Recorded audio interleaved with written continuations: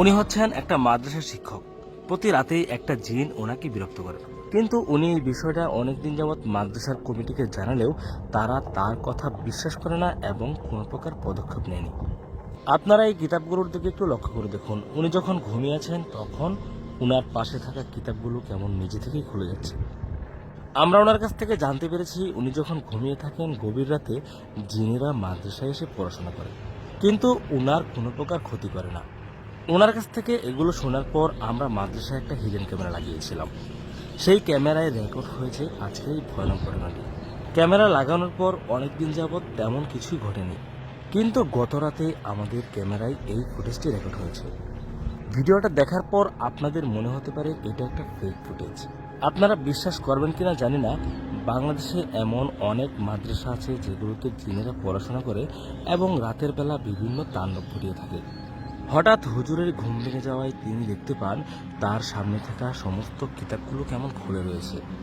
এটা দেখার পর তিনি কিতাবগুলোর থেকে এগিয়ে যান। তার হাঁটার ধরন দেখে বোঝা যাচ্ছে তিনি বিষয়টা নিয়ে খুবই ভয়ে রয়েছেন, কিন্তু তিনি মনে মনে আয়াতুল কুরসি পাঠ করে সেগুলোর দিকে এগিয়ে যান।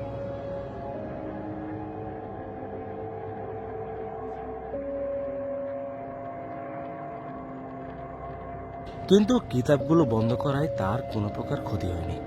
উনি যখন দেখলেন কিতাবগুলো খোলা রয়েছে তখন তিনি বুঝতে পেরেছেন এখানে অবশ্যই কোনো জিনেরা বসে পড়াশোনা করছে, কিন্তু কোনো জিনেরাই তাকে কোনো প্রকার বিরক্ত করেনি, কারণ তিনি আয়াতুল কুরসি পাঠ করে সেখানে গিয়েছিলেন।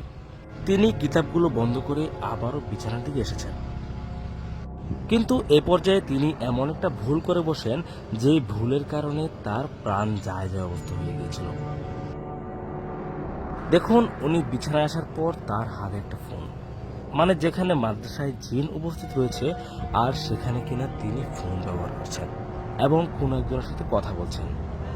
তিনি ফোনে কথা বলতে বলতে এক পর্যায়ে অন্যমনস্ক হয়ে যান এবং পায়ের উপর পা তুলে শুয়ে থাকেন।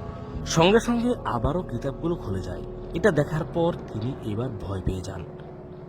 কিতাবগুলোর সামনে যাওয়ার পর কি করবেন তিনি কিছুই বুঝে উঠতে পারছেন না, এবং তিনি হাত দিয়ে দেখার চেষ্টা করছেন এখানে কেউ বসে আছে কিনা।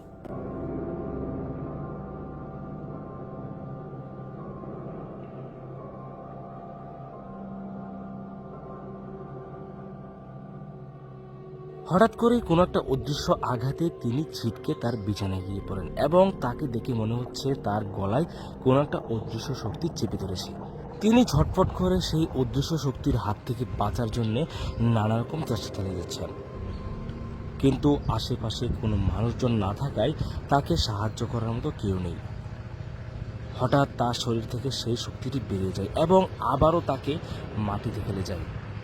তিনি মাটিতে পড়ে ছটফট করতে করতে এক পর্যায়ে ক্যামেরার আড়ালে চলে যায়। এরপর কি হলো আমরা কিছুই দেখতে পেলাম না।